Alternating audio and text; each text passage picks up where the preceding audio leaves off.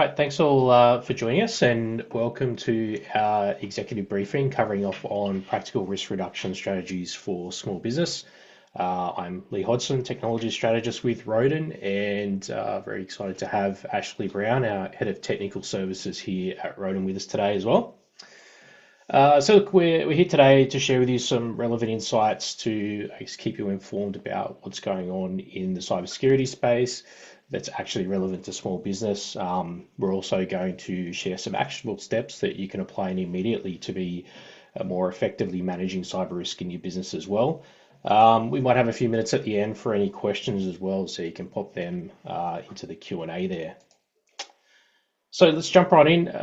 For us, we're in that unique position. We're on the front line. We see cyber crime affecting all kinds of organizations, but it definitely hits small business overall the hardest. So, while cyber attacks on large companies and government agencies, they tend to get the majority of news and media coverage.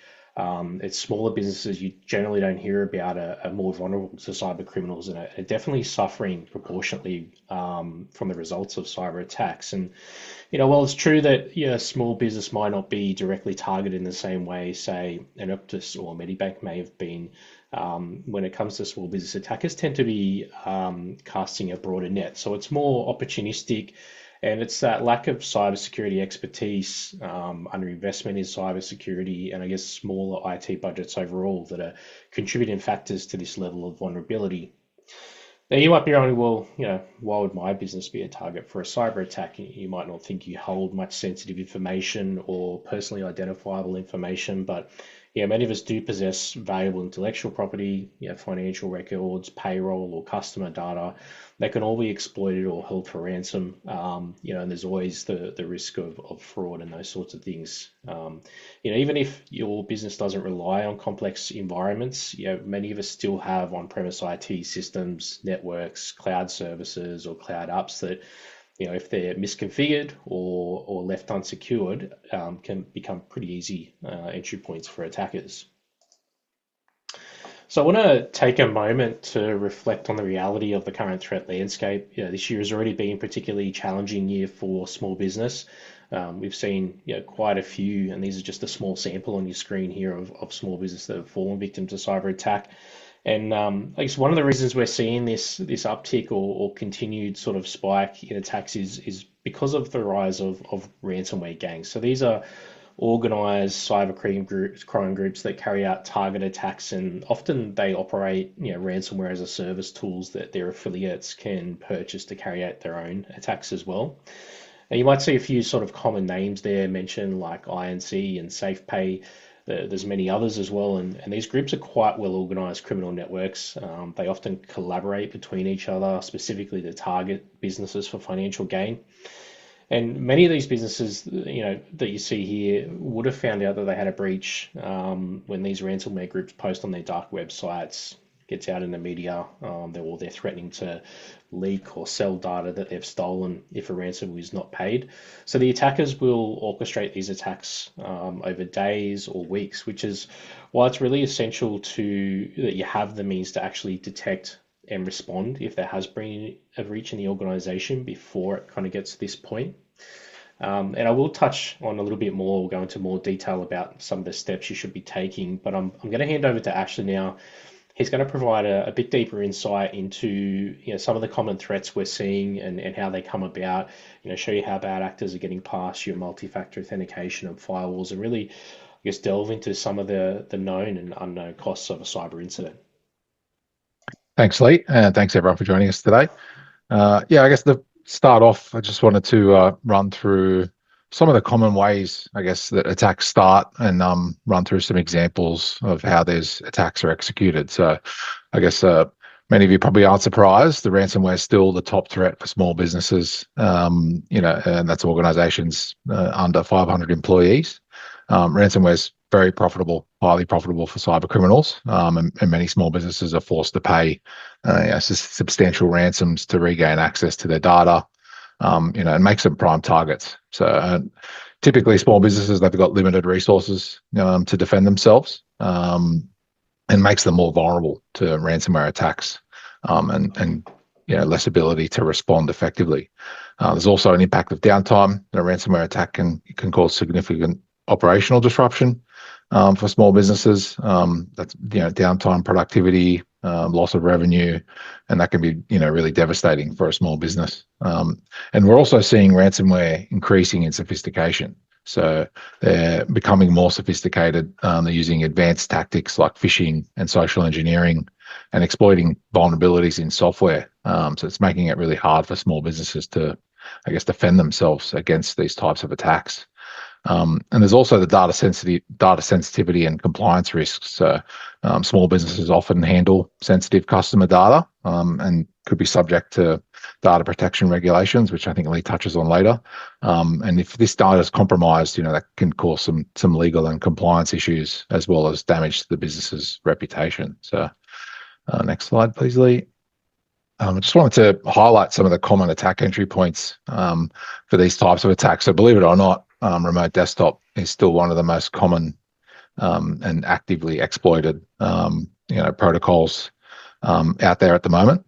Also weak and insecure VPN configurations. So VPN that's not using single sign-on or multi-factor authentication can pose a risk. And phishing attacks, we've seen a very large increase in phishing attacks that often lead to unauthorized access to sensitive information that a user has access to. And the last thing also, legacy software. So software that no longer has support or hasn't been kept up to date exposes vulnerabilities. All right, how a malware attack works. Just go through this quickly. So we'll talk about malware, then next we'll talk about phishing. Malware is infection on the actual device. So part of the process and a common way this starts is a user clicks on a file that's attached to an email. It runs some code and installs the malware on the device. Command and control. So that's basically once the malware is installed, it talks back to a command and control server, which then allows the attacker access to the device. From there, once the malware has that communication back to the command and control server, they can start looking around the device, the network, perform some lateral movement, see if they can get access to other devices using things like brute force and vulnerabilities in hardware and software, the devices that are on the network, potentially purchase credentials off the dark web, and really try to look to do the most amount of damage. Typically, they would then exfiltrate whatever data that they've managed to get access to, and then they would drop ransomware across the devices or across the network, and then ultimately leads to extortion, which I think everyone's pretty familiar with. Next, please, Lee. We talk about business email compromise. So we're seeing a massive increase in business email compromise. I think in 2024, business email compromise made up 15% of all social engineering attacks, and that's only increasing. Basically, business email compromise. I think most people would be familiar with it. If you haven't had a user that's accidentally clicked on a link, entered their credentials, those credentials are then sent off to an attacker who then tries to access the user's account. The damage, I guess, accessing their emails, impersonating them, accessing data that they may have sensitive data that they may have access to. That's pretty much it. Next, so how these business email compromise works, and how they work, and what we've seen most recently, probably in the last 6 to 12 months, to be honest, we've seen a massive increase in these types of attacks where not only do the attackers steal or take the user's credentials when they're tricked into entering their credentials onto a fake website or fake OneDrive link, they're also taking the session token, or what's commonly referred to as a cookie. The cookie basically allows the user to stay signed in to the service or application that they're using. Typically, it's Office 365, but it could be any SaaS cloud service or application. They're stealing the credentials. They're also stealing the session cookie or token, and then they're using that token to bypass MFA. So that's how they actually get into the account.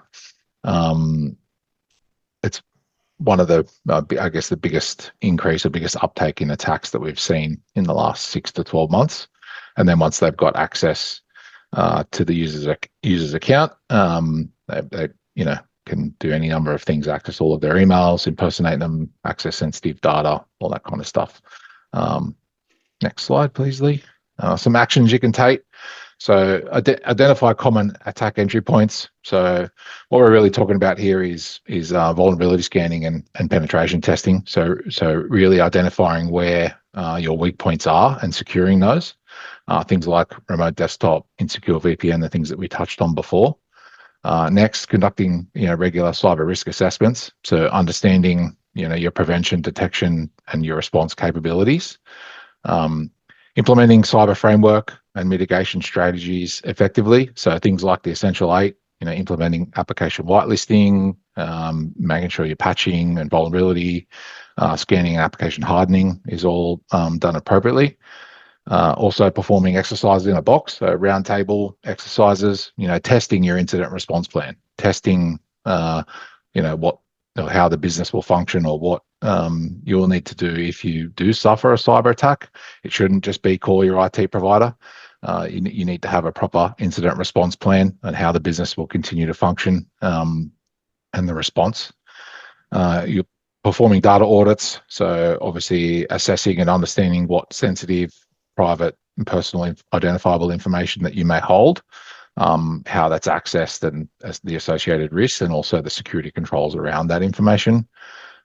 You're enhancing your cyber resilience, so focusing on preventing attacks and maintaining operations during those incidents. And that all comes back to, implementing a robust resilience strategy. And the last thing is, what can we do? So defend against social engineering, defend against those phishing attacks. So making sure you are using multi-factor authentication, you're geo-blocking, you're not allowing access into your Office 365 tenant from overseas. You've got appropriate endpoint protection, email and web filtering. You're doing user awareness training. Believe it or not, users are the weakest link. And making sure that users are properly trained and understand the risks and how to, more importantly, how to identify, what is suspicious or malicious is probably the most important thing that any business could do. And then also wrapping that around with, services like a managed detect and response service and being able to respond to those incidents, 24/7. Attackers don't sleep. Your businesses get attacked in the middle of the night. And that's just what happens. So last thing was just to quickly touch on the costs of a cyber incident. So just understanding, what that means for a business. Next slide, please, Lee. So the graphic on the screen, it highlights, it might be obvious, some maybe not. You've got some hidden costs and you've got some known costs. So at the tip of the iceberg, you've got, your direct financial costs, and that could be, including recovering lost assets, paying ransomware. At the water's edge, you've got your reputational damage, including loss of client trust, loyalty, and new business. And then what might not be so obvious is things like attrition costs, which include impacts on staff, retention, and also ongoing recruitment. And then further to that, you've got extreme impacts, for becoming more common, I guess, including penalties for non-compliance and individuals seeking damages as well. So companies being sued for their information being compromised or leaked. I just wanted to touch on a bit further reputational damage. So yeah, a recent survey, 41% of CISOs and C-level executives named reputational damage as being one of the biggest costs to their business following a cyber attack. And 34% agreed the loss of clientele was a significant cost as well. So suffering an incident, like this is pretty damaging, and potentially losing, future business from existing customers is a real possibility. Some clients or suppliers also feel like they're forced to terminate contracts early if situations like that arise, and that can have an immediate impact on revenue. And then last thing, which might not be so obvious, is actually attrition rates. So over half office workers surveyed would consider working for a business that, would reconsider working for a business that had recently experienced a cyber breach. And being able to, I guess, instill complete confidence and trust in your clients and your staff is paramount and any threat, I guess, to your business is a risk, and could potentially be disastrous. So, and with that, I'll hand that back over to Lee. Thanks, everyone. Yeah, thanks for that, Ash. Yeah, that impact on reputation, yeah, can't be overstated. Your clients and your business partners, they've got clear expectations about the way you manage information, and that standing that can sometimes take many years to build up, can take a fraction of that time to fall apart. Those of you that are directors, you also have increasingly more responsibilities for cyber under a few different pieces of legislation, and it is a space that's changing. There's new legislation being introduced and some that's still under review by the government. So you've got the Privacy Act, which has obligations to protect personal information and report breaches under the Notifiable Data Breaches Scheme, which is part of the Privacy Act, and that requires organisations to promptly notify affected individuals and the Office of the Australian Information Commissioner about serious breaches that are likely to result in serious harm. There's some penalties there as well. So, yeah, failure to report a breach can be anywhere from 2.5 million for individuals and up to 50 million for companies, or 30% of turnover. That was something that was increased and brought in 2022 following the Optus and Medibank breaches. And as recently as last November, the Australian government announced the Cybersecurity Act 2024, which is landmark legislation and a part of the Australian government's cybersecurity strategy, which is designed to strengthen national defences. So some of the key things that were brought in there around mandatory ransomware payment reporting. So businesses need to report cyber extortion payments, and including details of the incident, payment processes, and threat actor communications. There's also now a centralized response to cyber incidents, so that formalizes the role of a national cybersecurity coordinator as the coordinator for any significant cyber events. There's also a cyber incident review board now, which establishes an independent board for the purpose of conducting post-incident assessments of certain types of cyber incidents. And lastly, there's some mandatory standards, probably not so relevant for a lot of you, for Internet of Things devices. So manufacturers and suppliers and of consumer smart devices will need to meet certain sort of standards around the security of their devices. There's also we're seeing a lot more of this, is more industry specific compliance requirements appearing. So things like, I guess, different industries, the security of critical infrastructure. So if you're working on critical infrastructure, those of you that work with defence under their DISP program, for non-profits, the ACNC charter for charities and NFPs also has some guidance around that. There's also some evolving anti-money laundering reforms coming into effect as well. Financial services, so there's APRA regulations impacting APRA regulated entities as well. Or you might just find that you're impacted, if not directly, by some of these new regulations that are coming about. It may be your clients or people that you work with that's a responsible entity that might be starting to ask you how to demonstrate your risk management practices as part of how they manage risk in their supply chain. A lot of while they're all sort of different and a bit fragmented, they're pretty common sort of themes around having requirements around a risk management framework, and the reporting of incidents and those risks and incidents, and certain things that you do to manage risk as well. So on top of these, there's more change coming. So there's plenty in the pipeline that the government has under the cybersecurity strategy.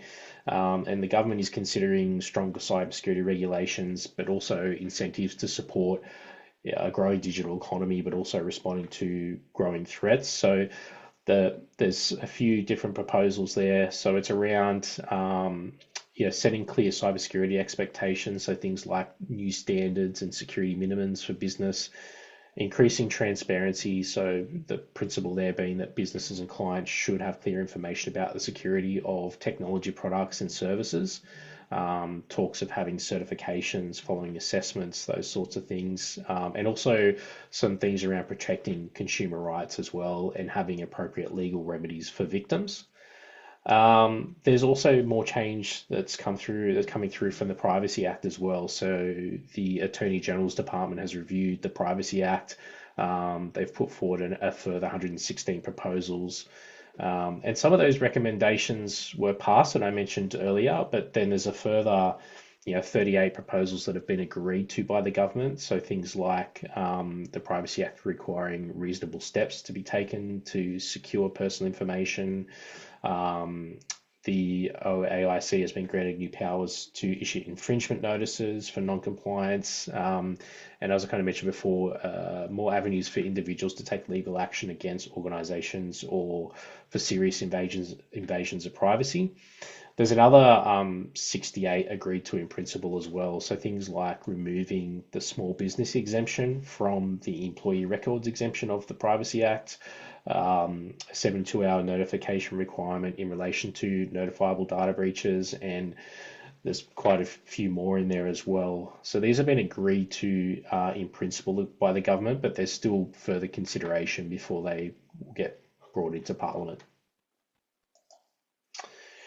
The good news, though, is that there is some really good guidance for businesses out there, and best practice frameworks to help you develop an effective security strategy. And they're not overly complex. A lot of the things that these things are talking about are, for the most part, simple, foundational, common sense things that you can do that significantly reduce risk in your organization. It's just that the things we've been doing, 3 years or even 5 years ago, they just don't quite hold up in today's environment. So you may be familiar with the Australian Signals Directorate's Essential 8.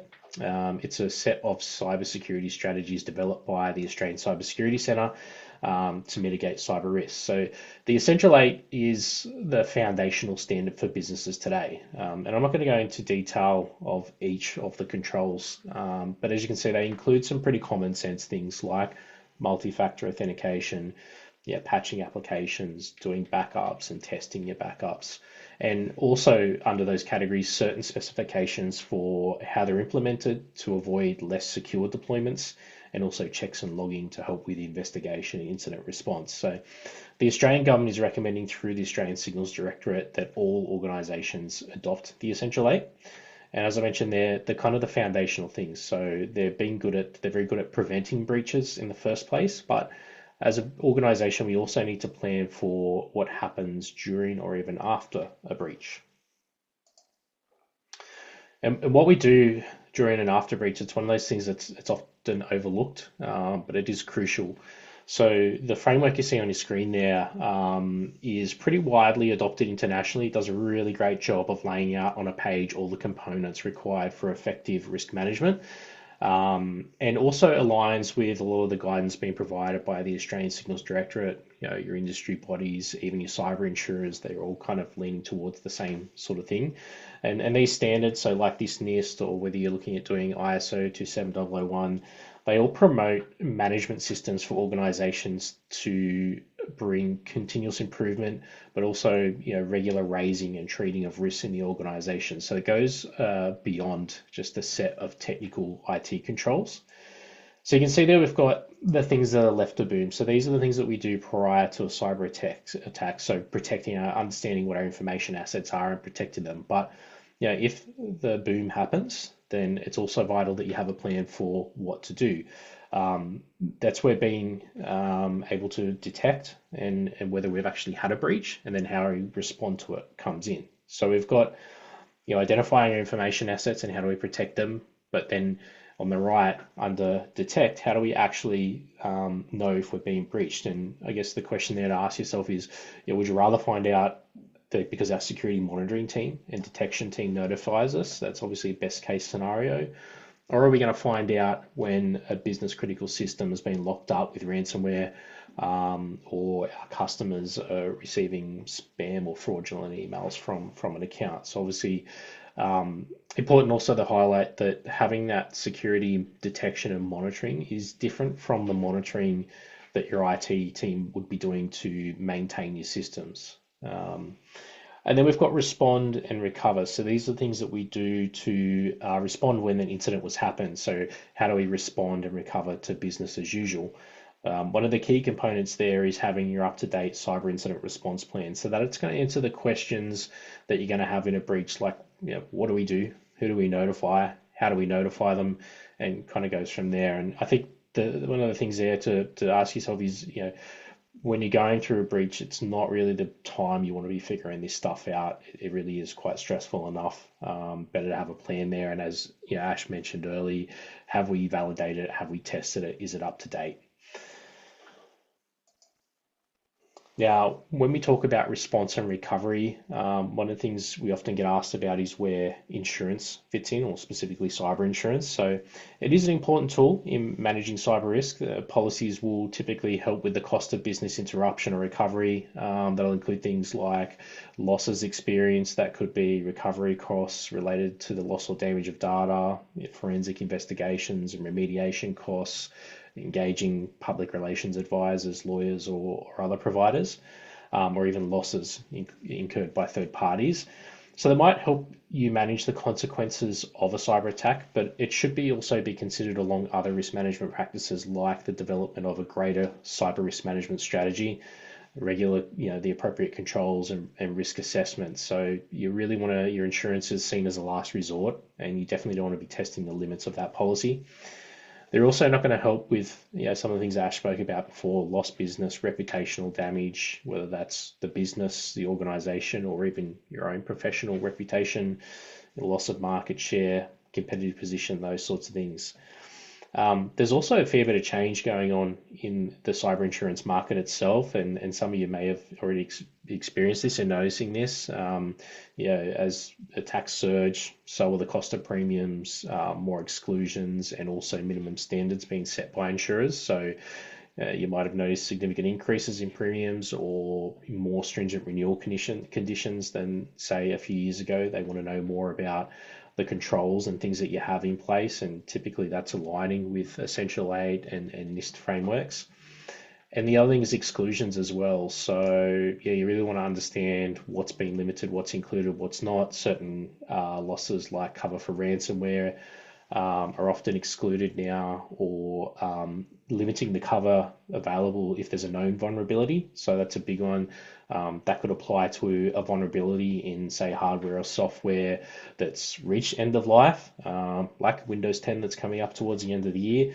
Or there could already be a patch or fix available that hasn't been actioned yet. So you want to really make sure that your IT is patching your systems, doing regular vulnerability management to identify vulnerabilities before they become breaches, and just generally making sure that you're doing the things that you need to, and that your insurer is expecting to ensure you're going to get paid out when you need it. The other thing, just lastly on insurance, is that carriers will not pay out if you're misrepresenting on your application or renewal form. So it is really crucial to involve the right people when you're filling out those applications. Make sure there are no misrepresentations, whether that's something that's changed on the network or in your environment, or maybe not quite understanding what they're actually asking for or what you've got in place. Or things that haven't been overlooked when filling them out because HR or IT have done something that you're not aware of. So in those cases, they could limit or deny coverage as well. So look, we've covered off on threat landscape, what's at stake, the essential strategies you should employ. I will say though, the biggest threat is complacency and inaction, and the best thing you can all do today is to be more informed about where your business stands, your organization stands in relation to the standards we discussed today. Don't just assume IT has this covered for you.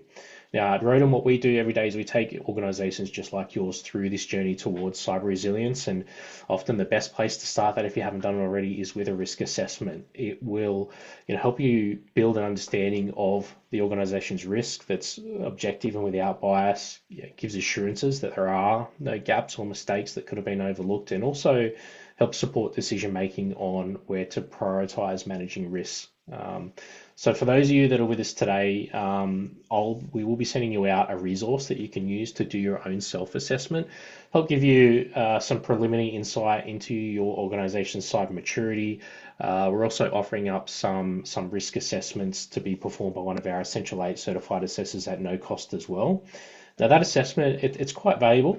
We go beyond just the basic sort of tick box assessments. We're going to benchmark your organization across relevant controls from the Essential 8 that we spoke about and this cybersecurity framework, as well as provide a detailed network penetration test that is going to thoroughly test your infrastructure, potentially uncover any hidden vulnerabilities or misconfigurations that could be in the environment. So quite valuable there. Reach out if you want to know more, otherwise we will be in touch. Lastly, one of the things that we believe here at Roden is, as a modern businesses simply just need a lot more than just day-to-day IT support from the managed IT provider. So what we've done is we've actually redefined our managed IT services with a security-first approach that integrates all those best practice cybersecurities as well as strategic enablement into the fabric of our managed IT service. We can even complement your existing IT provider or team with a managed cybersecurity service. So it allows them to focus on the stuff they're good at, core IT support responsibilities, while we handle the complexity of cybersecurity.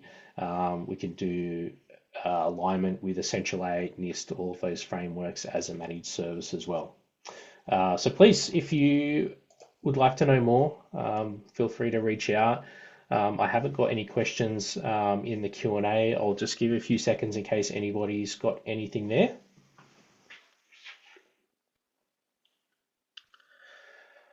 Otherwise, with that, thank you all for your time. I hope you found the session valuable. If you do want to ask some questions offline, please feel free to reach out. Thank you all for attending.